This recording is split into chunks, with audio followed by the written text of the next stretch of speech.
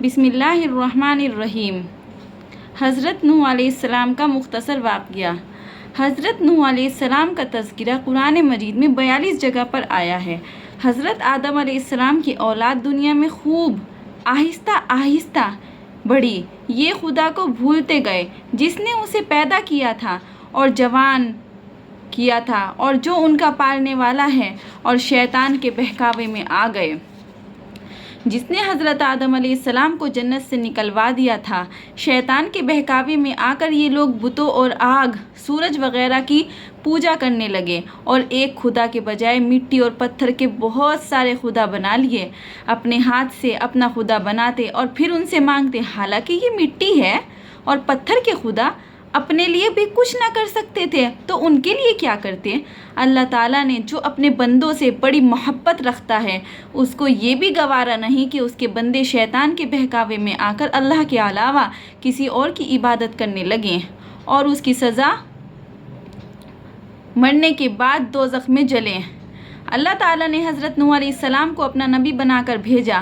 اس زمانے میں لوگوں کی عمریں بہت بڑی بڑی ہوا کرتی تھیں۔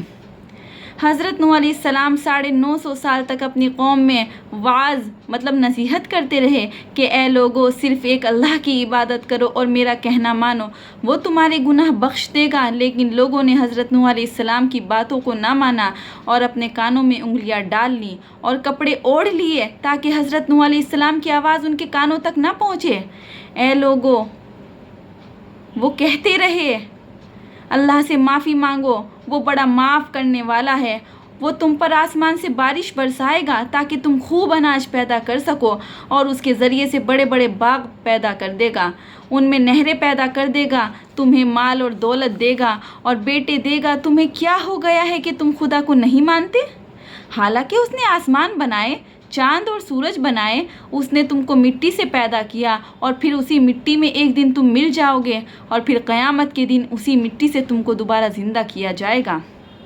لیکن لوگوں نے اپنے بتوں کو نہیں چھوڑا اور حضرت نوح علیہ السلام سے کہنے لگے کہ ہم اپنے بتوں کو ہرگز نہ چھوڑیں گے اور ہم تو تم کو اپنے جیسا آدمی ہی دیکھتے ہیں اور تمہارا کہنا بھی صرف چند غریب لوگوں نے مانا اور ہم تو تم کو جھوٹا ہی سمجھتے ہیں۔ حضرت نوح علیہ السلام نے کہا کہ اے میری قوم، میں تم کو جو نصیحت کرتا ہوں اس کے بدلے میں تم سے کوئی مال و دولت تو نہیں چاہتا، اور جو غریب آدمی مسلمان ہوئے ہیں اور اللہ پر ایمان لائے ہیں ان کو میں اپنے پاس سے تمہارے کہنے سے نکالوں گا تو نہیں۔ اگر میں ان کو اپنے پاس سے نکال دوں گا تو خدا کے عذاب سے مجھ کو کون بچائے گا؟ اگر میں ایسا کروں گا تو بہت ناانصافی ہو جائے گی۔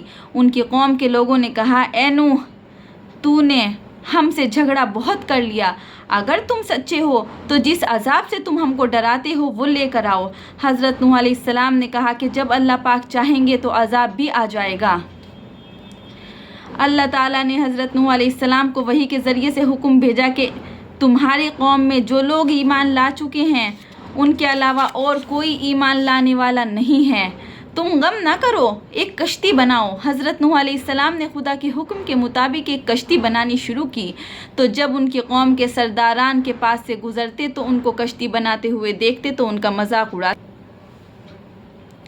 حضرت نوح علیہ السلام ان کے مذاق کے جواب میں کہتے کہ آج مذاق کر لو، کل جب تمہارے اوپر عذاب آئے گا تو اس وقت ہم تمہارا مذاق اڑائیں گے۔ آخر اللہ تعالیٰ کا عذاب اس کے وعدے کے مطابق آیا، زمین سے پانی نکلنا شروع ہوا اور آسمان سے بارش بھی شروع ہو گئی۔ اللہ تعالیٰ نے حضرت آدم علیہ السلام کو حکم دیا، سب جانوروں کا ایک ایک جوڑا کشتی میں سوار کر لو اور جو لوگ تمہارے اوپر ایمان لائے ہیں یعنی مسلمان ہو گئے ہیں ان کو سوار کر لو۔ حضرت نوح علیہ السلام نے اس کشتی میں سوار ہونے والوں سے کہا کہ اللہ تعالیٰ کا نام لے کر اس کشتی میں سوار ہو جاؤ کہ اس کا چلنا اور اس کا ٹھہرنا اسی کے ہاتھ میں ہے، اللہ تعالیٰ بڑا بخشنے والا اور رحم کرنے والا ہے۔ کشتی ان سب کو لے کر لہروں میں چلنے لگی تو اس وقت حضرت نوح علیہ السلام نے اپنے بیٹے سے کہا، اے بیٹے، ہمارے ساتھ سوار ہو جاؤ اور کافروں کے ساتھ مت ہو۔ اس نے کہا، میں کسی پہاڑ پر چڑھ جاؤں گا اور پانی سے مجھے نجات مل جائے گی۔ حضرت نوح علیہ السلام نے کہا کہ آج خدا کے عذاب سے سوائے خدا کے کوئی بچانے والا نہیں ہے۔ اتنے میں دونوں کے درمیان ایک پانی کی لہر اٹھی اور وہ ڈوب گیا۔ پھر اللہ تعالیٰ نے زمین کو حکم دیا کہ اپنا پانی نگل جا اور آسمان کو بھی حکم دیا کہ بارش برسانی بند کر، یہاں تک کہ پانی خشک ہو گیا اور تمام کافر دنیا میں ختم کر دیے گئے۔ حضرت نوح علیہ السلام کی کشتی کوہ جودی پر ٹھہری۔ حضرت نوح علیہ السلام نے اپنے پروردگار سے عرض کیا کہ اے میرے رب، میرا بیٹا بھی میرے گھر والوں میں سے ہی ہے اور آپ کا وعدہ سچا ہے۔ یعنی حضرت نوح علیہ السلام کا مطلب تھا کہ اللہ تعالیٰ، آپ نے وعدہ فرمایا تھا کہ میں تیرے گھر والوں کو اس طوفان سے بچا لوں گا، پھر میرا بیٹا کیوں ڈوبا؟ تو اللہ تعالیٰ نے فرمایا کہ اے نوح، تیرا بیٹا تیرے گھر والوں میں سے نہیں تھا کیونکہ اس کے عمل اچھے نہیں تھے۔ میں تجھ کو نصیحت کرتا ہوں کہ ایسی بات نہ کر جو تیرے علم میں نہ ہو۔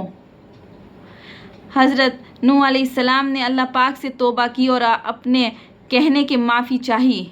اللہ پاک نے ان کو معاف کر دیا اور حکم دیا کہ اے نوح، ہماری طرف سے سلامتی اور برکتوں کے ساتھ اتر۔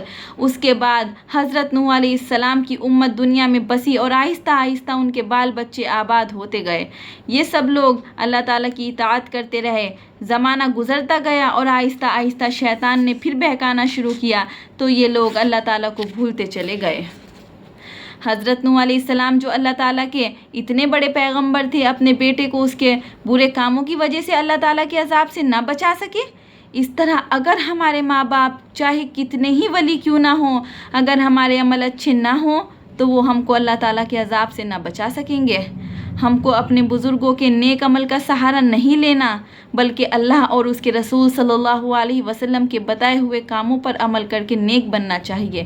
اسی وجہ سے اللہ تعالیٰ نے قرآن مجید میں کہا کہ اگر تم ایک ذرہ برابر بھی نیکی کرو گے تو اس کا بدلہ ہم تم کو دیں گے، اور اگر ایک ذرہ برابر بھی برا عمل کرو گے تو وہ بھی تمہارے سامنے آ جائے گا۔